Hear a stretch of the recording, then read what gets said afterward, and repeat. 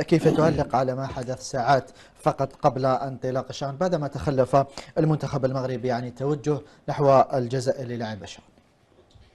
نقول السيناريو اللي ألفه الدمية، أقول هو سيناريو ماشي دراماتيكي، هو هزلي. علاش؟ لأن كنا نتوقع هذا السيناريو هذا، وكنا نتوقع أن المنتخب ذاك المنتخب ما راحش يحضر لهذه الدورة هذه. أولا هو اللي كان يشوش على الاحتضان كأس الشان هذه، وبدأ يخلق في كل المشاكل وفي بعض الأحيان العراقيل اللي دارها هذا المنتخب هذا بداعي رخصة، عدم قدرته أن يتحصل على الرخصة أولا من الكاف. لأنه لو نتكلم على التنظيم، احنا البلد المحتضن، لكن التنظيم هو من الكاف. لأنه لو نتكلم لك على الطلب عملته الجامعة إلى الكاف، لكن في بعض الأحيان نبدأ نتساءل، نقول لماذا هذا المنتخب هذا ما طلبش الترخيص في العاب البحر الأبيض المتوسط؟ لماذا هذا الناس هذا والدمية ما دارش الترخيص في الألعاب العربية لأقل من 17 سنة؟ لماذا اليوم، لماذا برويطة ما دارش الترخيص؟ لماذا ما عملوش الترخيص؟ نقول لك انه في بعض الاحيان يعني داروا كل شيء باش يعرقلوا هذا كاس الشان بدواعي اخرى وبخلفيات اخرى. انا نقول لك باللي هذا الشخص هذا حرم الشباب هادو من احسن دوره في كاس الشان منذ بدايه، منذ انشاء هذه الدوره هذه. لانه شفنا التنظيم كيفاش كان، نشوفوا الملاعب بمقاييس عالميه. انا نقول لك ربما اقحم الشباب هذو في مشاكل اللي ربما لا تعنيهم بتاتا، لانه يتكلم حرم ايضا منتخب متوج في اخر دورتين. اكيد حرم نفسه من هذه الدوره. لانه قلت لك انا عماد، بغض النظر على الجانب اللي راهو هو يعمل فيه، لأنه فات الجانب الرياضي.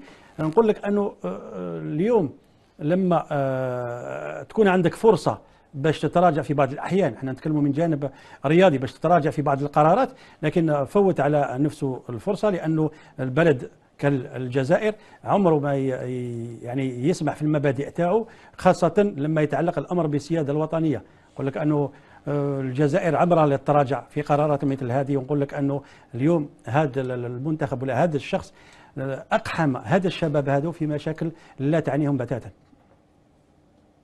صحيح مصطفى مزامرة، اسلطني برأيك، هل حاول فوزي لقجع التأثير سلبا على الجزائر؟ أولا بالضغط على الفيفا وبرمجة قرعة كأس العالم للأندية في نفس يوم افتتاح الشان، وثانيا محاولته صبيحة الجمعة التأثير ببيانات تتضمن استعداد طائرته للمجيء إلى الجزائر، وبعدها إعلان عدم قدرته على ذلك وكأنه يرتدي ثوب الضحية.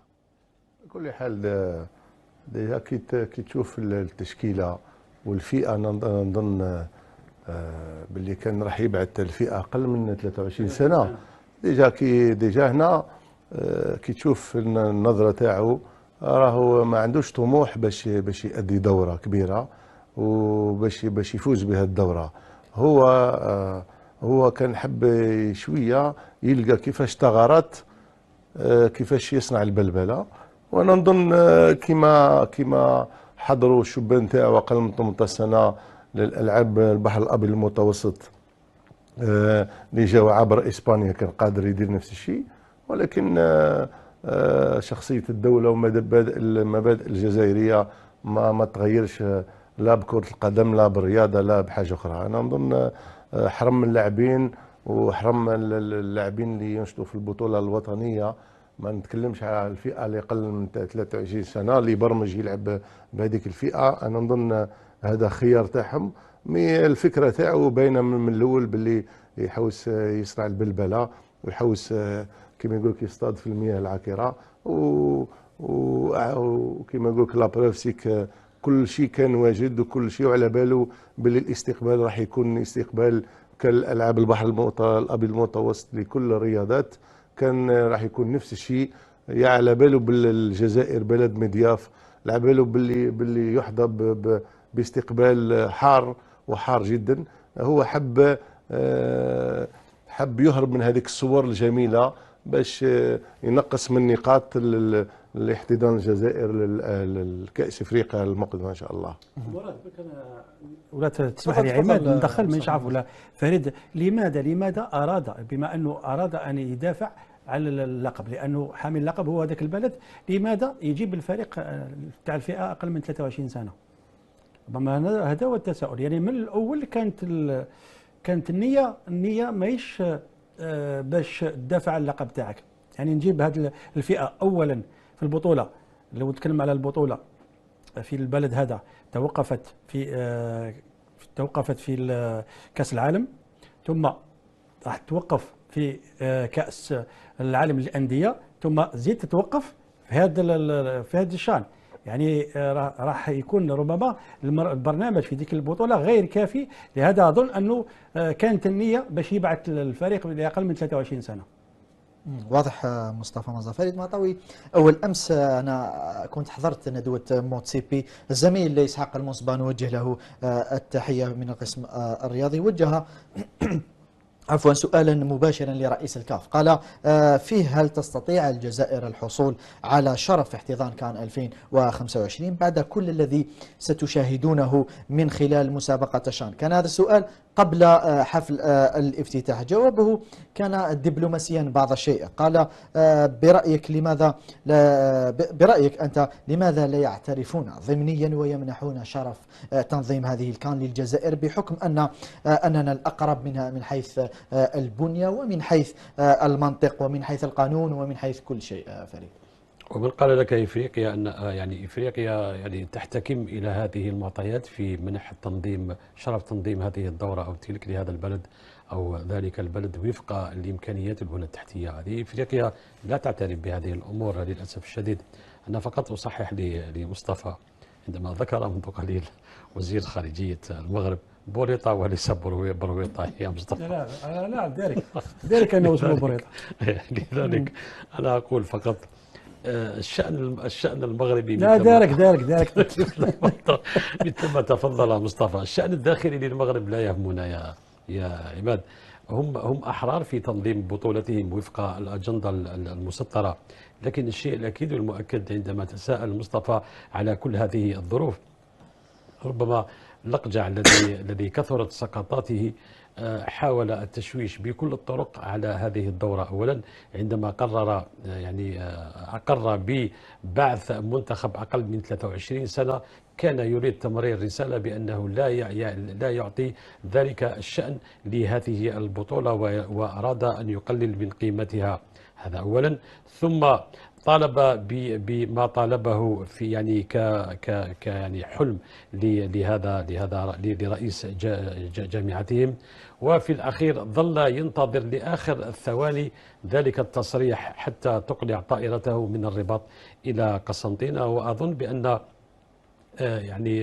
الأقجع سوف ينال ربما التصريح الذي طالب به بعد اختتام هذه الدورة، وربما السلطات الجزائرية سوف تسلم له ذلك التصريح الذي ينتظره. لذلك كل الظروف يا عباد اليوم مهيئة، ويعني أثبتت الجزائر بأنها كانت في مستوى تطلعات الأفارقة. عودة لسؤالك، أقول بأن موتسيبي، أنا قلت لك في انطلاق الحصة بأن سواء موتسيبي أو انفانتينو وقف كل منهما على قدرة الجزائر في تنظيم هذه الدورة التي ربما هي أقل شأنا من إمكانيات الجزائر. وحتى الكان، أنا لا أبالغ عندما أقول لك حتى الكان هي دورة أقل شأنا من ما تمتلكه الجزائر من إمكانيات، خصوصا هذه المتاحف التي تفتقدها إفريقيا من شرقها إلى غربها ومن جنوبها إلى شمالها. ليس هناك اليوم يا عماد بلد إفريقي يتوفر على هذه الملاعب التي استطاعت الجزائر أن تنجزها وتكمل ما كان متأخرا منها في ظرف قياسي. اليوم الكل وقف على التحفة، هذا ملعب نيلسون مونديلا، وقبله ملعب وهران، وبعده سوف يأتي ملعب الدويرة وملعب تيزي وزو. لذلك الأكيد أن أعضاء المكتب التنفيذي للكاف وهم حاضرون معنا في هذا العرس، أنا متأكد بأنهم وقفوا على إمكانيات جد عالية وقيمة ثابتة لهذا البلد. اليوم نتركهم وضمائرهم، إذا رأوا بأن هناك بلد يستحق تنظيم الكان يعني أحسن من الجزائر فلهم ذلك، لكن أنا متأكد بأنهم في قرارة أنفسهم متأكدون بأنه ليس هناك بلد إفريقي يستطيع أن يوفر ما وفرته الجزائر في الشان، فما بالك بالكان. واضح فريد معطاوي.